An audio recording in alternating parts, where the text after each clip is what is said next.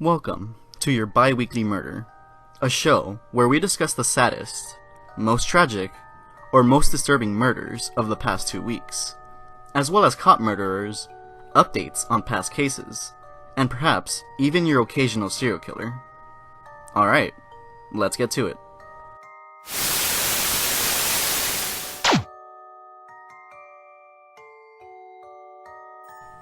Not even 18 hours into the new year, Baltimore police had already got their hands full with a string of multiple shootings. The first of 2 shootings happened on the 2000 block of Eagle Street on New Year's Day at 3:40 p.m. Police found a man, who is still nameless as of the writing of this script, who had been shot in the back of the neck. The victim was quickly taken to a nearby hospital, alive, albeit in critical condition. Unfortunately, despite the surgeon's best efforts, the nameless victim would officially be declared dead only a couple hours after his arrival. As you would have already guessed it, that would not be the end of it. Another shooting had occurred at 5:45 p.m., this time in a parking lot, the 5100 block of Goodnow Road. When police arrived, they found 2 men suffering from multiple gunshots. The 30-year-old driver took the blunt of the attack, says an officer, suffering from a shot to the head and the torso. He was sadly pronounced dead soon after. The passenger, 36 years old, on the other hand, was only suffering from 2 gunshots to the hip. He managed to survive after his wounds were treated at a local hospital.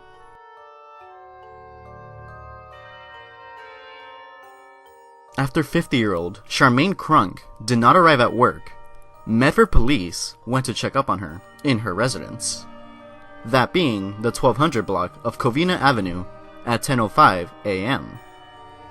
On arrival, officers could spot someone in the home through the blinds. However, they remained unresponsive.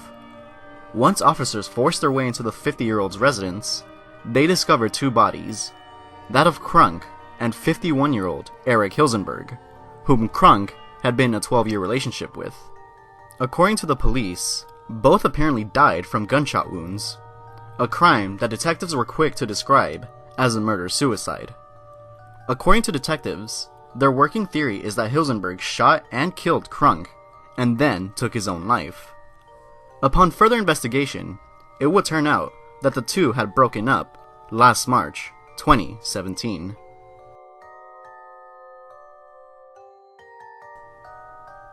Almost exactly 1 year ago, on January 11th, 2017, the body of a 5-year-old girl, Ashley Zhao from Ohio, was found beaten to death in her family's Chinese restaurant. When the body was discovered, officers were quick to point the finger at the girl's parents.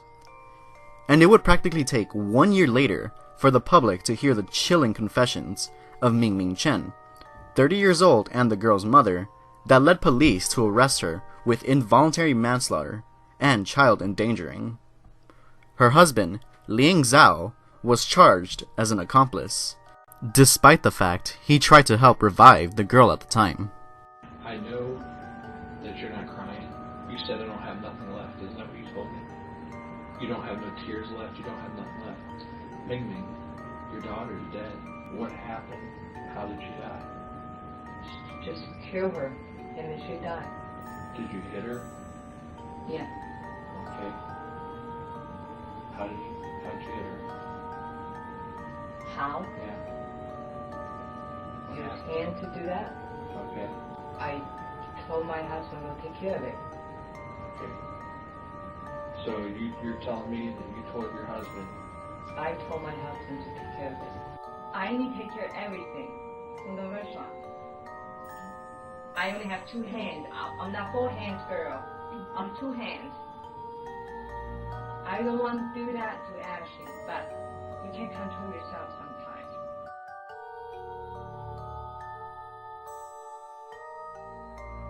Going a few years back, in August of 2014, Andrew Lavender, now 19, 16 when he shot the victim, 36-year-old and father of 5, Kieran Lipscomb, was finally sentenced to a lifetime in prison, with no possibility of parole. Dubbed by the police as the teenage hitman, it is still unknown who paid Lavender to kill Lipscomb. In the early mornings of the day, a Texas teen would wake up to the sound of tapping on his window, only to later make a grim discovery. When he woke up to check on his parents, he would find both of them, Brian and Sandra Spencer Hogg, dead in an apparent murder-suicide. The couple would be found dead with fatal gunshot wounds after some friends couldn't get a hold of them. Some concerned neighbors would go to their residence and find that no one was answering the door. Soon after, they got a ladder and got the attention of their son in his upstairs bedroom, where he was found fast asleep. It was then that he found both his parents dead, and they would officially be confirmed as such when police arrived on the scene. Here's the Bay City Police Department's statement on the crime. Husband and wife found deceased in Bay City residence. On Friday, January 5th, 2018, at 8:44 a.m., officers were dispatched to 6 Lazy Lane in Bay City, Texas. Shortly before calling police, friends of the homeowners went by the residence and knocked for several minutes without getting an answer. They were finally able to make contact with the teenage son of the homeowners.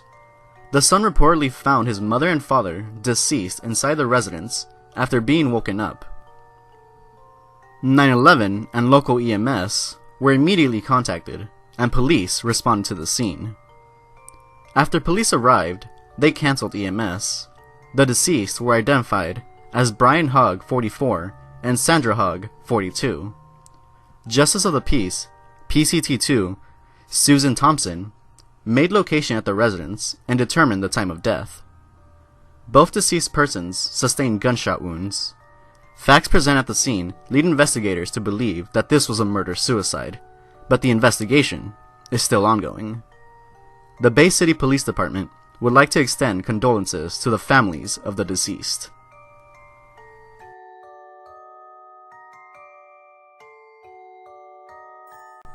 At around 6:20 p.m., a woman was murdered by her ex-husband. Witnesses saw him walk into a West Las Vegas Valley market, where she was employed. He confronted her, quickly drew his gun, and shot her multiple times. He then turned the gun on himself and proceeded to shoot himself in the head as well. When police arrived at Herbis Market, 9475 West Desert Inn Road, they discovered the body of the woman, whose name will be released upon discovery, and the body of a cashier. In some twist of fate, the shooter survived, albeit in critical condition.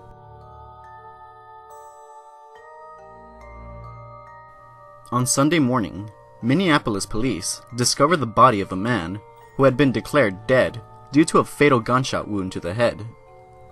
At 2:15 a.m., Minneapolis and University of Minnesota officers were called to the 500 block of 12th Avenue, where the body was discovered.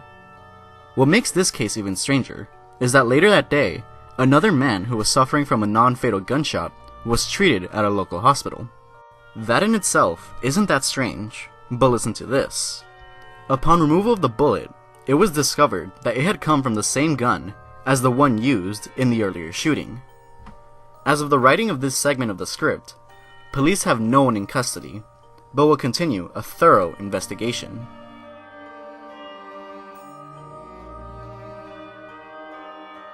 Missing since December 19, 2017, the body of a 55-year-old Anthony Jones had finally been discovered in the afternoon at around 1:15 p.m. in Huntsville, Alabama. The body was found in Paint Rock River, and the authorities have yet to release any official comments about the victim's cause of death. Upon discovery of the body, officers were quick to charge 31-year-old Eric Jones, the victim's son, with the murder of Mr. Jones. Eric was stopped by Huntsville police and taken to jail on an unrelated warrant. There is no word on whether or not Eric has a lawyer. In Malaysia, a man was chased down by the local police after acting extremely suspicious around some local woods. Witnesses reported the man after they saw him pacing back and forth with his hands held up to the back of his head, as if he were distraught.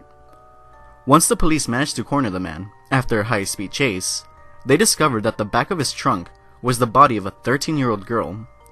Upon discovery, the perpetrator had been promptly arrested and taken into custody. The young victim had apparently died of asphyxiation, a result that came from the Malaysian man's actions. He apparently strangled her, and disturbingly enough, continued to do so after she had passed. To try and hide the murderous act, he apparently was going to cover his heinous crime by dumping the body near a crocodile farm. If you recall, on January 11th, 2017, the body of a 5-year-old girl, Ashley Zhao, from Ohio, was found beaten to death in her family's Chinese restaurant. The mother, Mingming Chen, whose confession was released to the public on January 3rd, 2018, was arrested upon discovery of the body. After she confessed, she was sentenced to prison for 22 years. However, the husband's role in the case was a bit more complicated. The husband, Liang Zhao, was originally tried as an accomplice in the murder, again despite him trying to help revive the girl. He never really did plead guilty, until now. On January 10th, 2018, Liang Zhao pleaded guilty to the charges, which officially sentenced him to 12 years in an Ohio prison.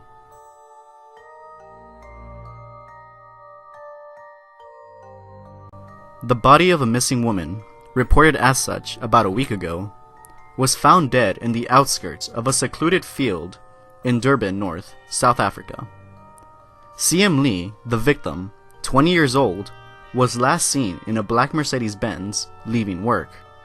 Also spotted in the car was an unknown man, who police claimed to be their primary suspect.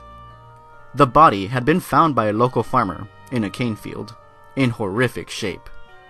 The body had been badly burned, but despite how disfigured the body was, her family was able to identify the charred remains as CM Lee. Police have no official motive as to why anyone would murder the young woman, but the family gives their side of the story. They claim there was a man who'd wanted a relationship with CM, but she wasn't interested. She told him no, and he didn't handle it well. Apparently, the stalker showed up at Lee's workplace multiple times, and on some occasions resulted to getting physical. As of now, the family believes this mysterious suitor is the one who killed their precious CM Lee. Well, that's going to do it for this installment of Your Bi-Weekly Murder. My respect to all the families of the victims. May they be in a better place. Murder happens every single day, so remember, be careful. You never know when something terrible may happen. And on that note, today may even be your last day. So stay alive. You don't want to end up on this list.